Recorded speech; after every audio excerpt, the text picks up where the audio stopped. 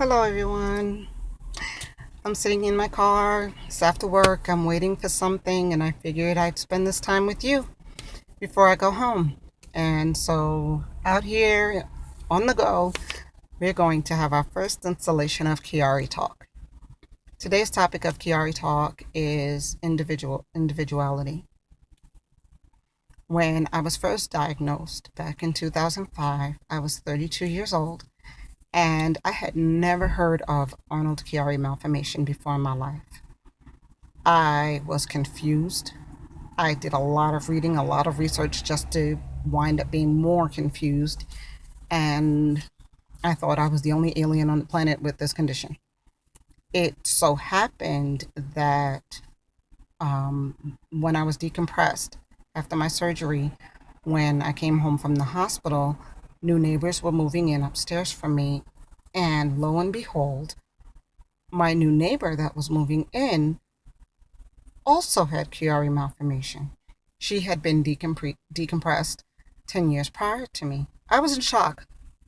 I didn't think I would ever meet another person with Chiari malformation. And here we are 10 years later, and I have met hundreds of you, hundreds of you in person, online, in my religion, just everywhere. And while I would not wish this condition on anyone, knowing that I'm not alone and that I'm actually not an alien has been such a blessing.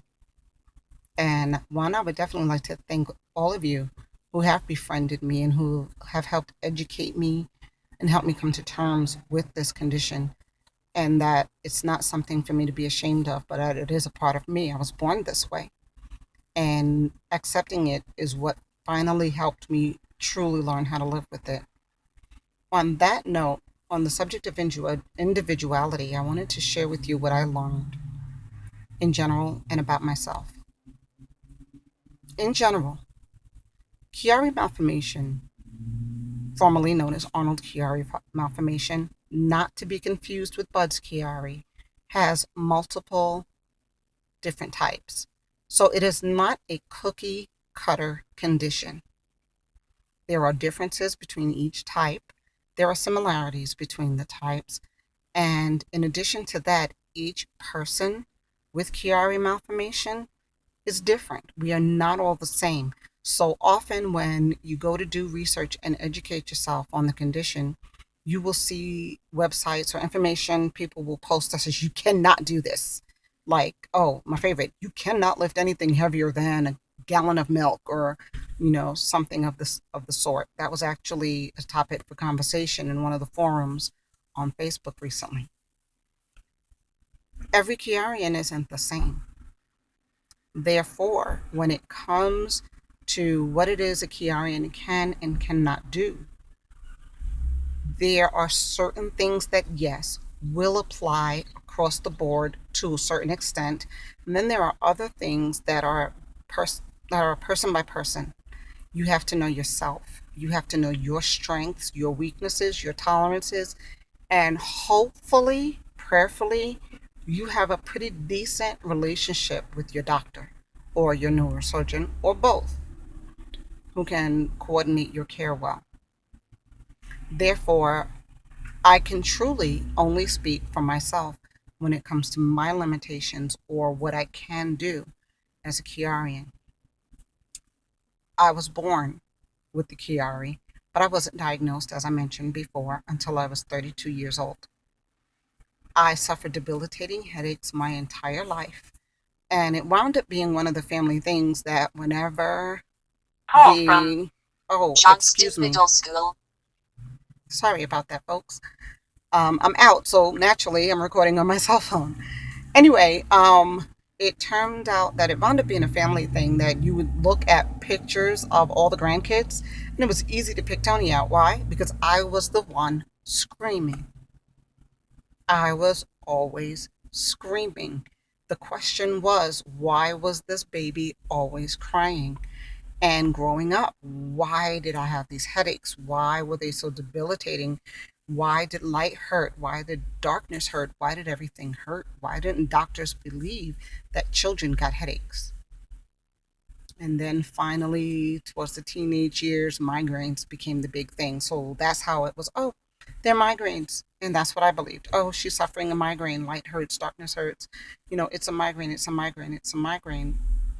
But while, yes, I do suffer from migraines, many of these headaches radiated from the back of my head. And they didn't coincide with what I read about migraines. And it still took until 32 years old when a neurologist finally requested an MRI that I was diagnosed with Chiari malformation type 2. Now, in the meantime, as I was growing up in high school, I was on the track team. I ran track, I danced, I did cheerleading. I was a very active young woman into my 20s. I performed, I lived an active life with high impact activities. I went to Great Adventure, Six Flags, New Jersey, Trenton. Gotta love it. I've gotten on roller coasters, everything that a lot of the pages tell Chiarians not to do. I did. Granted, some of those activities I did suffer afterward, but I was still very active. It wasn't until now in my adulthood that my symptoms have made me, I hate to use the word, but I have to. My symptoms have made me fragile. Um, I cannot do what I used to. I can't dance the way I used to. I can't do any high impact exercises or motions. I am still physically strong enough to do the heavy lifting. Unfortunately, though, if I do the heavy lifting, the tension it'll cause in my neck will trigger a Chiari headache.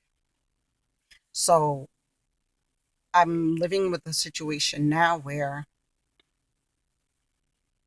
my body is living with a series of contradictions of what I physically can do, but am physically being prevented from doing. I don't know if that makes sense to anyone who's watching this, but it is very frustrating. And day by day, hour by hour, week by week, month by month, I am continuing to learn my limitations and also what limitations I can overcome. My Chiarian motto I actually got from the movie Galaxy Quest that I used to watch with my children: never give up, never surrender. So, every Chiarian is different. We are all unique. We are not cookie cutter people. We can all learn a lot from each other. I still have a lot to learn. One of my big symptoms is memory loss. I can tell you that I was decompressed August 8th, 2005, but I can't tell you who all was at the hospital when I came out of surgery. I can't remember that. I had one of my sisters tell me she was there, and I cried because I don't remember her being there, but I was awake apparently when she was there. Um, Another problem I have is when I was decompressed, I can't remember how many, what the size of my Chiari was. Any of that information that is very important, I cannot remember it, and it drives me nuts. So I'm actually about to go through a whole nother set of MRIs and whatnot as a result of a car accident that I was in recently, where someone hit me. It hit my car, not hit me personally, but someone hit my car, and the information I get now, I don't know if it'll probably be different from the information I got back then, but I'm hoping now I'll remember it better, or I'll take better notes, or whatever the case is. Back then, when I was first diagnosed, I was just in so much shock that I didn't take the notes I wish I had. So now I have this condition, but I can't remember the specifics of my initial diagnosis. And I feel like I lost something by not being careful back then with the information. So I would advise that whenever you go to the doctor, take notes or get home and take notes, whatever works for you. But yes, we are all different. I am different. I am Tony Chiarian, the one and only. Um, and I thank you for sharing my journey with me. And if you wish to share this journey with me further, I'm sorry, please subscribe. Oh, also, sorry, before I go, I did want to explain one thing because I'm pretty sure you're noticing this in my videos. I almost always have gum in my mouth.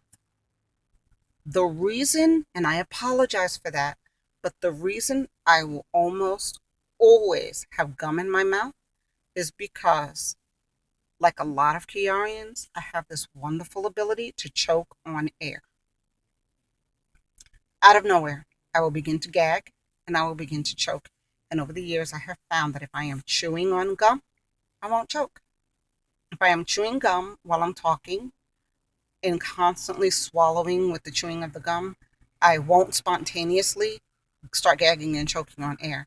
But if for some reason I don't have a piece of gum in my mouth and I literally go an hour or more without chewing gum or something, at some point I'm going to start choking and gagging and turning red. And you would think that I was choking on a hot dog or something. And really, I'm literally only choking on air. It's crazy. But so I say that's my apology. I'm sorry if it looks rude. But yes, you will almost always see me with chewing gum. My apologies. It is sugar free. Trying to be healthy. Okay. Thank you for watching. Please subscribe. Love you all. Mwah. Ciao.